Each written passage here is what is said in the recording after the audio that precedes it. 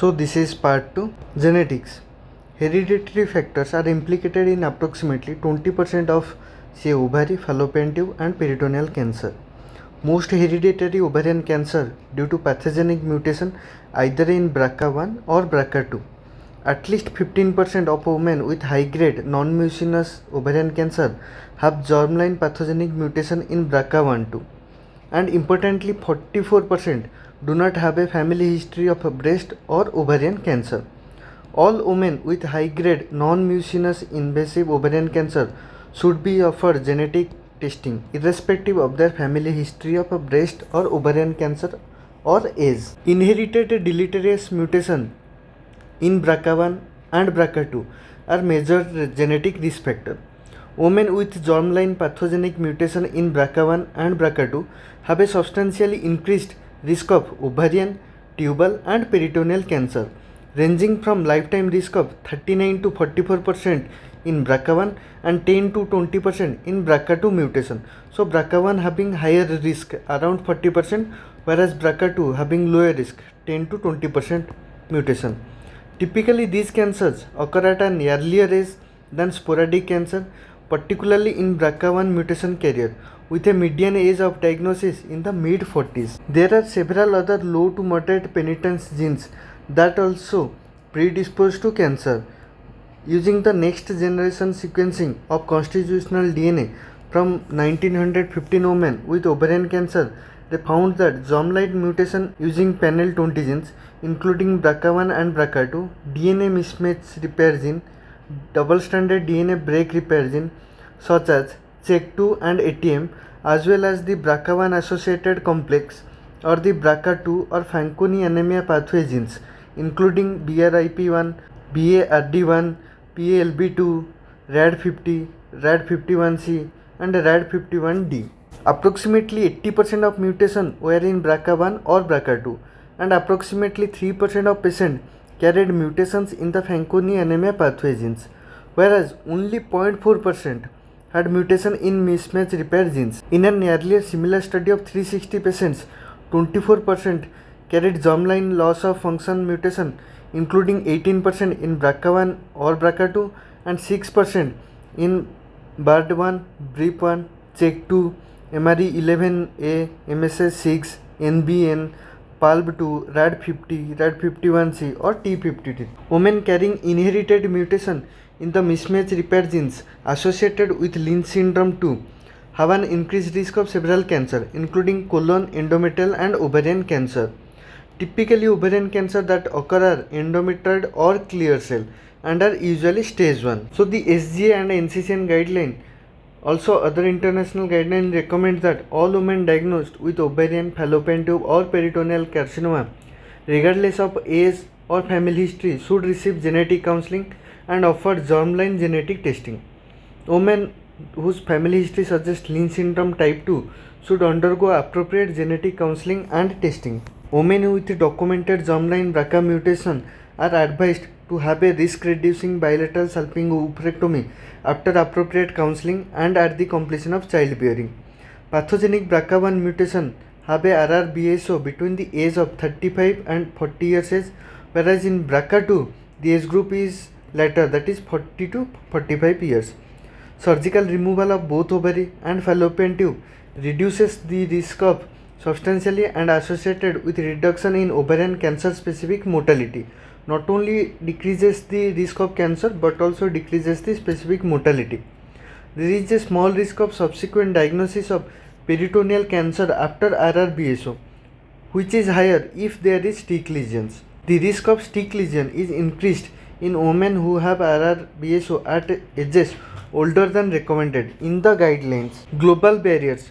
Global disparities in outcome have been described within any stage of ovarian cancer, suggesting that issues regarding access to care are critical factors.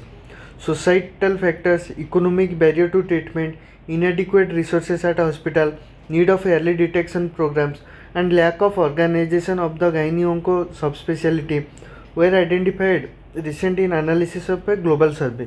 Furthermore, in low and middle income countries, the mid age of diagnosis has been found to be approximately 10 years earlier, the reason for which is uncertain. Screening. To date, there are no effective screening methods that have been shown to reduce the mortality of ovarian, fallopian tube, or peritoneal cancer.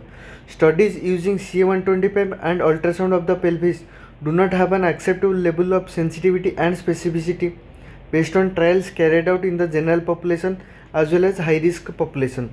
The US Preventive Service Task Force recommends against screening asymptomatic women for ovarian cancer with pelvic ultrasound or serum tumor marker measurements, which is in keeping with many other organizations. The US PSTF noted that there is fair evidence that earlier detection would likely have a small effect at best on mortality from ovarian cancer, but because of the low prevalence of ovarian cancer, there is fair evidence that screening could likely lead to important harms which outweigh the potential benefits. A recent study on multimodal screening for high-risk women using a CA-125 levels associated with risk of ovarian cancer algorithm every 4 months and annual TBS or earlier if indicated by the ROCA found that screening was associated with a higher proportion of stage 1 or 2 diagnosis and significantly increases rates of no residual disease after surgery.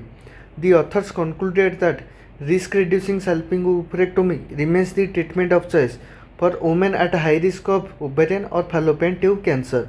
Recently reported UK collaborative trial of ovarian cancer screening trial, which recruited over 2 lakh women, found that those in the multimodal screening group had a lower incidence of advanced stage disease at diagnosis, a higher likelihood of undergoing primary surgery, and a greater chance of having no residual disease after debulking surgery compared to the no screening group. There was a borderline statistically significant increase in survival in multimodal screening group at 18 years. The normal risk ovarian screening study tested a 2-stage screening strategy in postmenopausal women where significantly rising CA-125 levels prompted a TBS and surgery if abnormal. They reported a positive predictive value of 50% and a high proportion with stage 1 or 2 cancer, but it should be noted that there are only 2 stage 1 high-grade serous carcinomas. This study needs to be validated and needs to determine whether there is a survival benefit, and we recommend adhering to screening guideline at present. Women at increased genetic risk should be encouraged to consider risk-reducing bilateral salpingo-oophorectomy as this is the most effective way to reduce mortality in this population. So SUOG has recommended that opportunistic bilateral salpingectomy, that is at the time of clinically indicated hysterectomy, be considered in women not at genetic risk who wish to retain their ovaries as a way to reduce the risk of later developing high-grade serous carcinomas. Diagnosis: patient with epithelial ovarian cancer confined to ovary or fallopian tube at initial diagnosis have a very good prognosis. The symptoms are often very insidious and their duration is not very different between patients with early stage or advanced stage disease. This may reflect the different biological behaviors of the various histologic subtypes.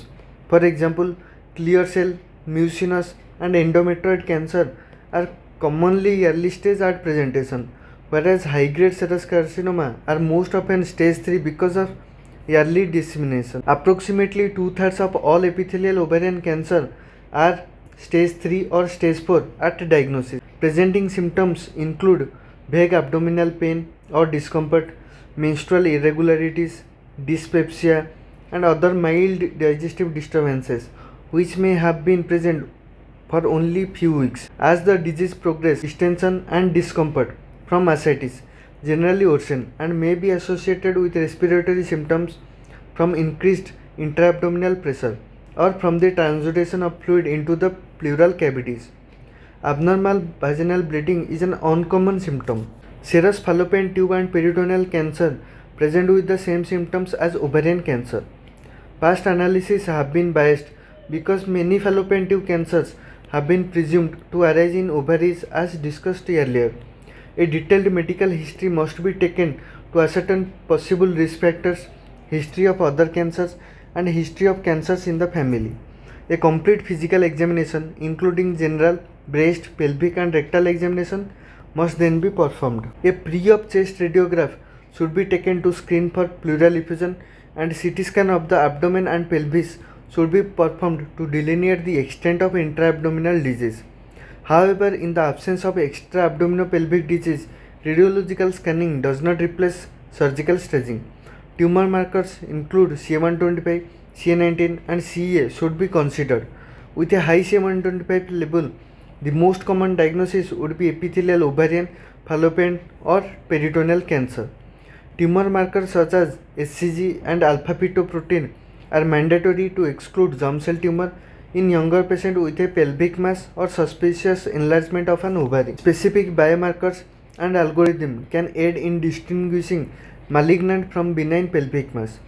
Ultrasound, CA125 and menopausal status have been combined to create a risk of malignancy index, that is RMI, that achieved a sensitivity in the range of 71 to 88% and specificity of 74 to 97 for predicting the presence of cancer.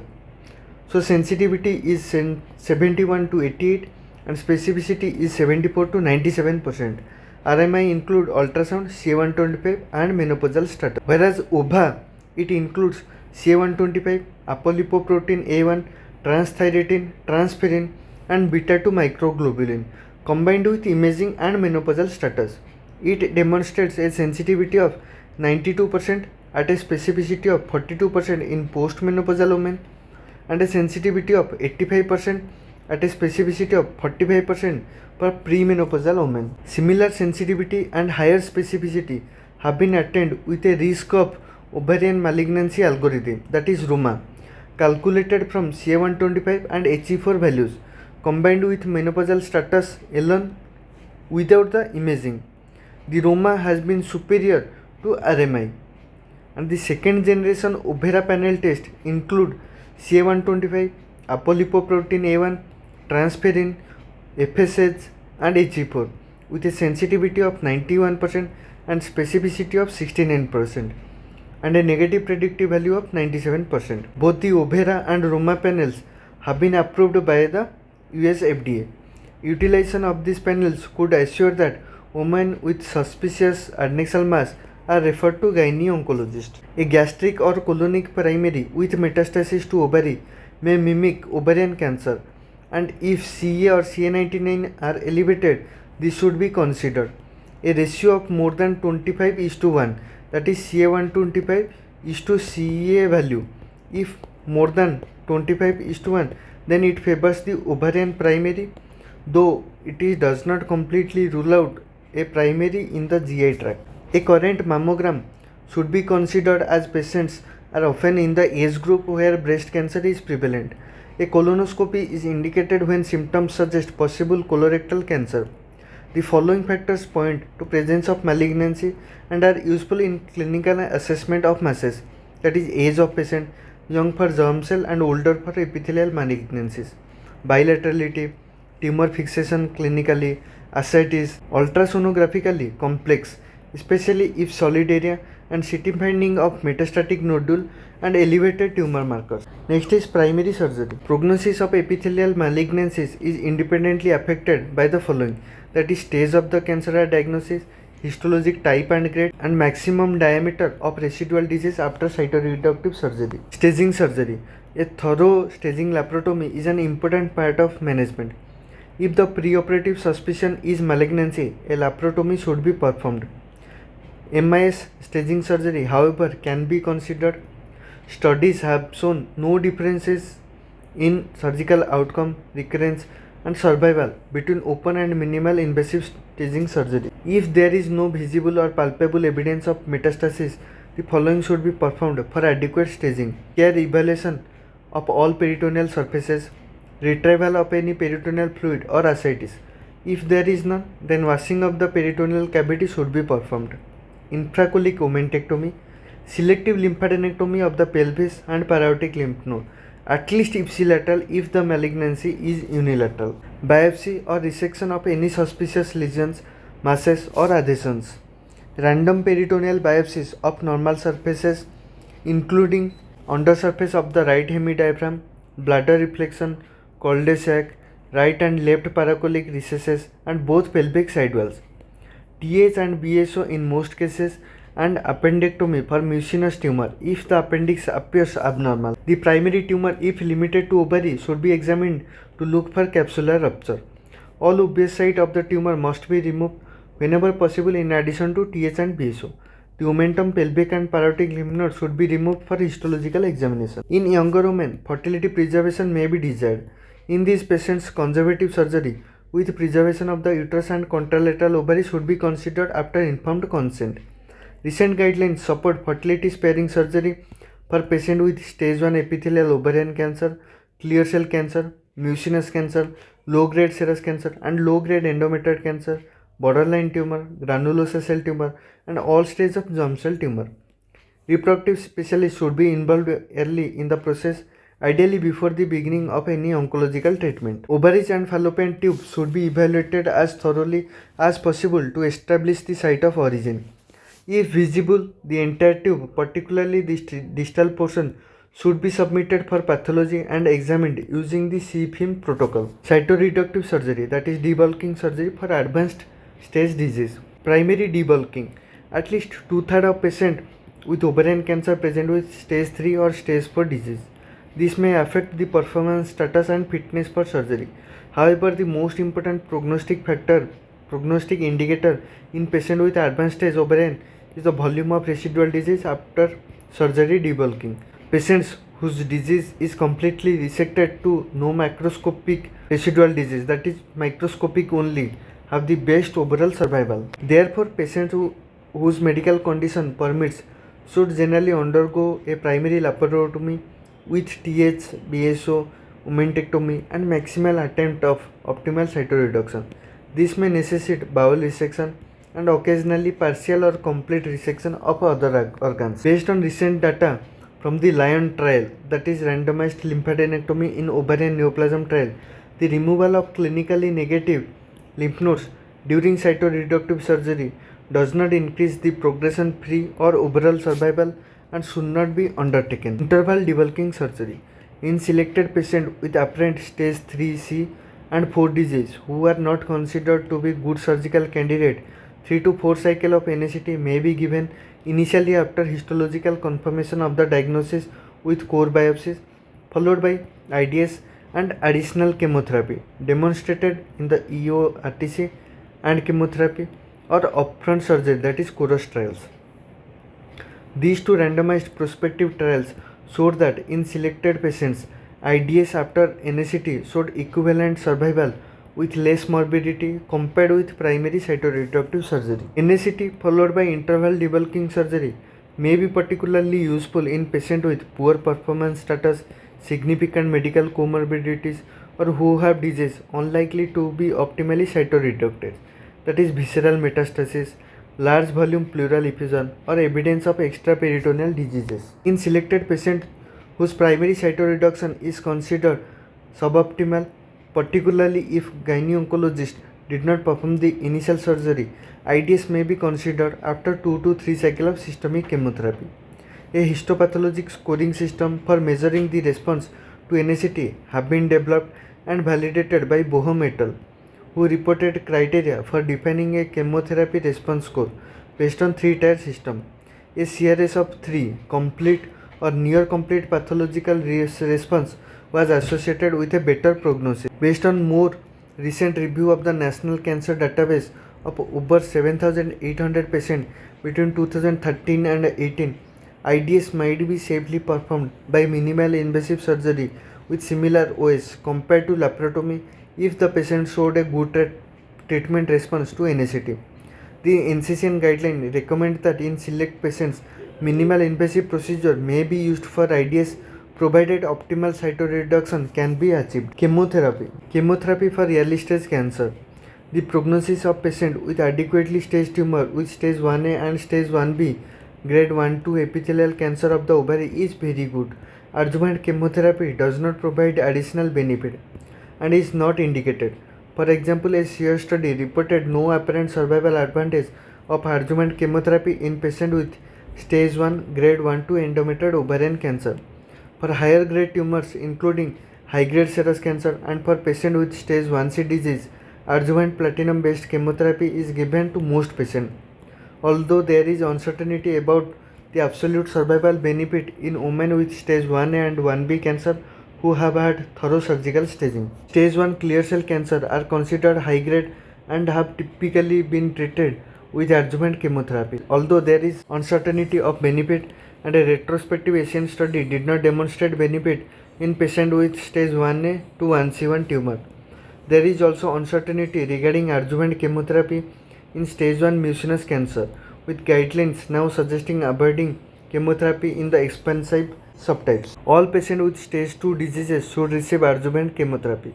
The optimal number of cycles in patients with stage 1 disease has not been definitely established, but typically 3 to 6 cycles are administered.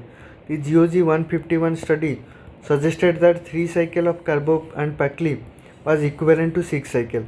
However, in a subgroup of analysis, 6 cycle appeared superior in patients with high-grade serous carcinoma. There is no evidence to support adjuvant therapy for carcinoma in situ of the fallopian tube, that is stick lesion, and it is not recommended. However, it should be noted that patients with BRCA mutation with stick lesion may be at increased risk of late onset peritoneal cancer later. Chemotherapy for advanced stage ovarian cancer. Patients who have had primary cytoreduction should receive chemotherapy after surgery. The accepted standard is 6 cycles of platinum-based combination chemotherapy with carboplatin and a taxane, that is paclitaxel or docetaxel. Docetaxel is an option in patients who have had a significant allergic reaction to paclitaxel or who develop early sensory neuropathy, as it has less neurotoxicity but it is more myelosuppressive than paclitaxel. So docetaxel is an option in patients who have had significant allergic reaction to paclitaxel or who develop early sensory neuropathy, as it has less neurotoxicity but it is more myelosuppressive than paclitaxel. This is different chemotherapy regimen for the advanced epithelial ovarian cancer.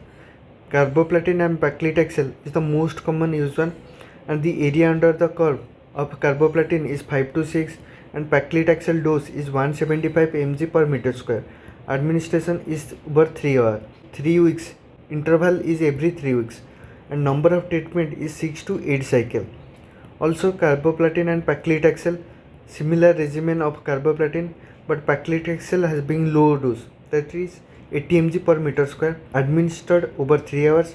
Every 3 weekly carboplatin is given, whereas 80 mg dose is given every weekly. So total 6 cycle and the regimen is over 18 weeks. Carboplatin area under the curve 5, docetaxel 75 mg per meter square. Total duration is 3 hours and every week carboplatin is given and every 3 weeks docetaxel is given. Total 6 weeks. Cisplatin 75 and paclitaxel 135 over 3 hours every 3 weeks, 6 cycle. And carboplatin single agent can be given in patients who are elderly, frail or poor performance status over 3 hours every 3 weeks and 6 cycle as tolerated. So carboplatin single agent is given. Scottish Gynecological Cancer Trial Group Study randomly assigned 1077 women with stage 1C to 4 epithelial ovarian cancer to carboplatin, paclitaxel or docetaxel. The efficacy of docetaxel was similar to that of paclitaxel, but 11% of patients experienced grade 2 or higher neuropathy compared with 30% of patients treated with paclitaxel. The median PFS was 15.1 versus 15.4 months. METO2 trial randomized over 800 patients to receive either carboplatin and pegylated liposomal doxorubicin or carboplatin and paclitaxel. The trial was powered to show PFS advantage, but the median PFS was not statistically different at 19 and 16.8 months with carboplatin/PLD or carboplatin and paclitaxel respectively. The median OS times were 61.6 and 53.3 and 53.2 months with carboplatin or PLD and carboplatin or paclitaxel respectively. So carboplatin and pegylated liposomal doxorubicin produced a similar response rate but a different toxicity, much less neurotoxicity and alopecia, but more stomatitis, and could be considered as an option in patients where paclitaxel cannot be used or based on patient preferences. Although intraperitoneal chemotherapy has been shown to be associated with improved PFS and OS In selected patients with optimally debulked stage 3 ovarian cancer, it is not widely used outside USA because of concerns regarding increased toxicity and catheter-related problems, and the benefits are still debated. GOG 172 trials compared intravenous paclitaxel plus cisplatin with intravenous paclitaxel plus intraperitoneal cisplatin and paclitaxel in patients with stage 3 ovarian or peritoneal carcinoma with no residual disease greater than 1 cm in diameter. Only 42% of patients in the intraperitoneal group completed 6 cycles of the ASCEND therapy, but the intraperitoneal group had an improvement in PFS of 5.5 months and an improvement in OS of 15.9 months.